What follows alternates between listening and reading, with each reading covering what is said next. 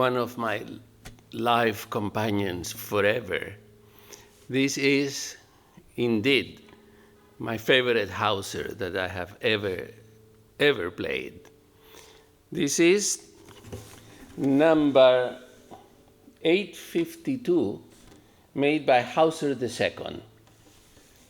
In January of 1970, we were touring the first tour of the Romero Quartet of Europe. And we played in Munich at Hercules Saal, and the next day we had free. So my friend Astrid Hurter, a great lover of music, passionate lover of music and of the guitar, and dear friend of the family, offered to take Celine, Angel, and I, who wanted to go and meet Hermann Hauser. And so we went. It was a day with amazing snowstorm. I remember that she had a Volkswagen Beetle, and Angel was driving it. And we were all in there. It was Angel, Astrid, Celine, myself. And we go off to meet Hauser. And Hauser II was one of the most wonderful persons. He was humble. He was nice. He was very friendly. He was very emotional when he heard music. When I played for him, he had tears, and he told me, I remember when I was just a very little boy, and Miguel Llobet came and met with my dad, with my father, and tonight for me is the same. So we had beer, homemade sausages, and he brought in his pet donkey into the living room where we were testing guitars. It was an unforgettable evening, and he had 3 guitars exactly alike, except one of them had a slightly wider fingerboard, and that was for Andrés Segovia, a guitar that Andrés Segovia played for a long time. And later, when Segovia died, my brother Celine borrowed that guitar for about 23 years and toured on it. I don't know where that guitar is. The other one was going to be for Julian Bream.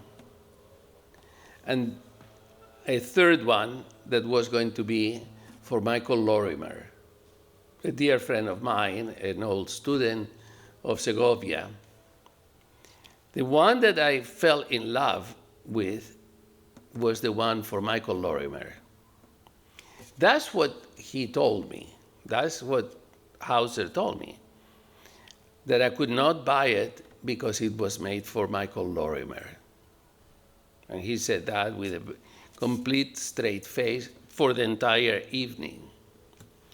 And but I played, and then I kept telling him, but okay, if I cannot buy this one, please make me one exactly like it.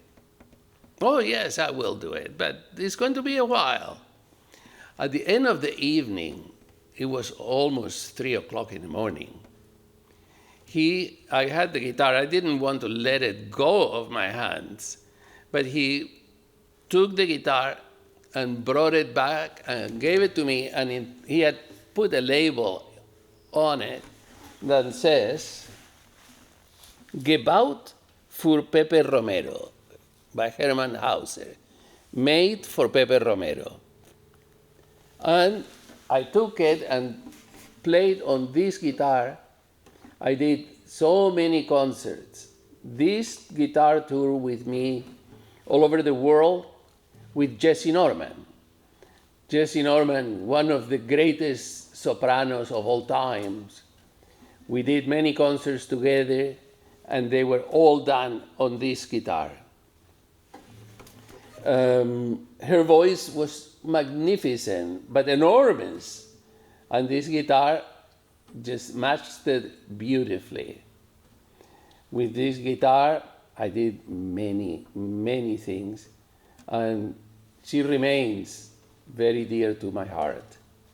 I was touring with this guitar when my oldest daughter, Tina, and my second daughter, Angelina was just a baby, Tina was 2 years old, and Christina was in the car with me, and we were going over Loveland Pass in Colorado. What year? More or less. More or less 72, 71, 72. And we got caught in the first snowstorm. It froze, it iced, and we went over. My father and mother were driving behind me, and my car skidded, turned around, and we were over the mountaintop. We went over backwards 30 feet. The car hit the mountain, another 30 feet, a tree stopped the car. And of course, I was touring, I had this guitar, and Christina was playing on a borrowed Ramirez from Celine, from my brother Celine.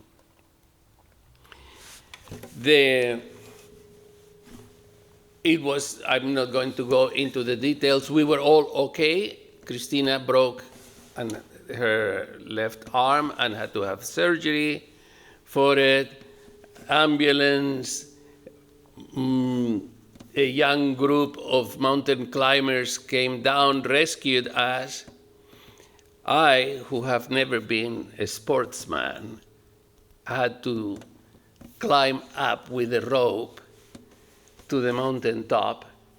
A couple of days later, the police said, "We have retrieved your car. Please come and get all the stuff from inside the car." And everything, more or less, was there. The Ramirez was in absolute pieces, destroyed, and the Hauser was gone.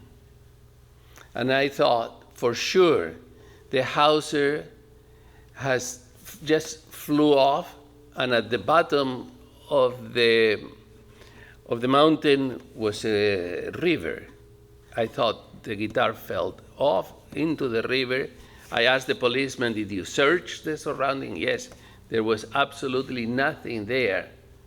We have anything that was around, we put it in the car. So I thought it was lost. But a young fellow named Tom Cameron, who had helped us, he was an 18-year-old boy, mountain climber. He helped us go up from the car into the safety of the road. He was with me, and he didn't say anything. But one day later, he came back to the hotel, and there he was at the door, carrying my Hermann Hauser guitar.